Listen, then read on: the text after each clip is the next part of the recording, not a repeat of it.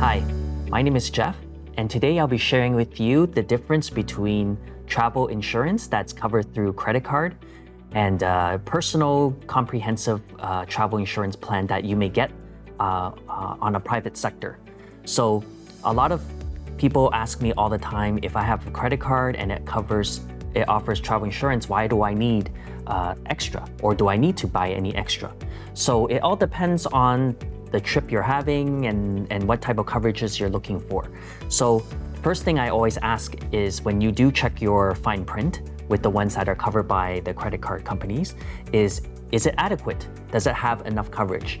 I know some credit card companies, if you're age 65 and over, then they'll only limit you to 15 days maximum coverage. So if you're traveling abroad, you're going to the Philippines, and you're there for a month or 2 months, then definitely 15 days is not going to be enough. So watch out for those things and the limit of travel as well. And also the medical history. Do you have a pre-existing condition that it may conflict with the rules of what is covered on your credit card? So if there's clauses there that says you're not covered if you have these types of things, then definitely you need to get a personal, private, comprehensive plan for yourself.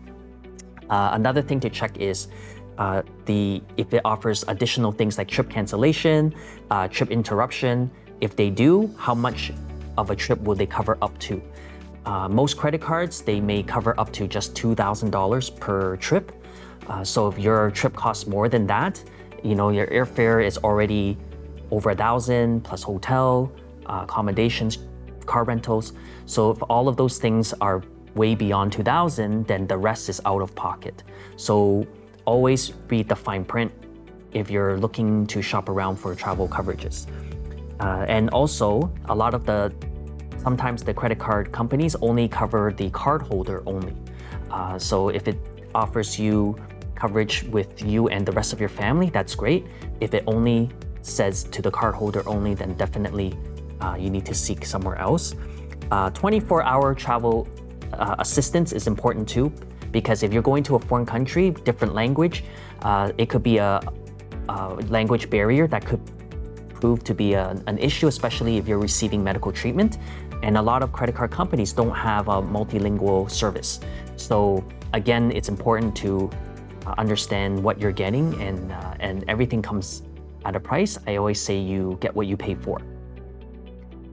Now, coverage limitations and the amount of payment is important as well. For example, if you need to get what we call an air ambulance or an airlift back to your country to receive treatment, will that credit card offer that as well? If it doesn't, then you're definitely going to expect to pay a lot more out of pocket. Now, let's look at the other side. Do people even need travel insurance if they're only going for a couple of days, maybe a week, tops? Maybe you're just crossing the border to go shopping. What could possibly go wrong, right? That's what some people might be thinking as well. Well, let me break down to you some of the average costs of hospital care if you do not have coverage. So on some reports, a daily visit to a clinic can range between $200 and $300 per visit already out of pocket. If you're doing x-rays, if there's a need for x-rays you have to do because of some kind of emergency, you're looking to spend between $300 to $450 US. Okay, US dollars we're talking about here. And there's an article that says the average per stay, if you end up staying at a hospital overnight, the average cost on a daily without coverage is about $2,800 US. Now you might think, oh, I can handle that. I'm only going to be there for 1 day or 2. Well, that's really not up to you, depending on the severity of your condition. Statistics show that the average length of stay per visit, if it does require a hospital bed, is 4.5 days. So you can do the math.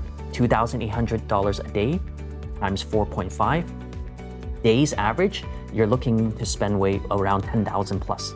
So if it just costs you a couple of $100s to cover your entire trip, what is that compared to the possibility of paying over $10,000, $20,000, right? And there are stories of customers that refuse to buy and they end up crossing the border, and for whatever reason, they end up in a hospital, and then out of pocket, it is a lot of money.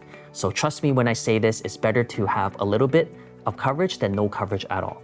So that is my topic for today. I hope you learned a thing or two. If you have any questions, feel free to email me below. Thanks for your time. I'll talk to you next time.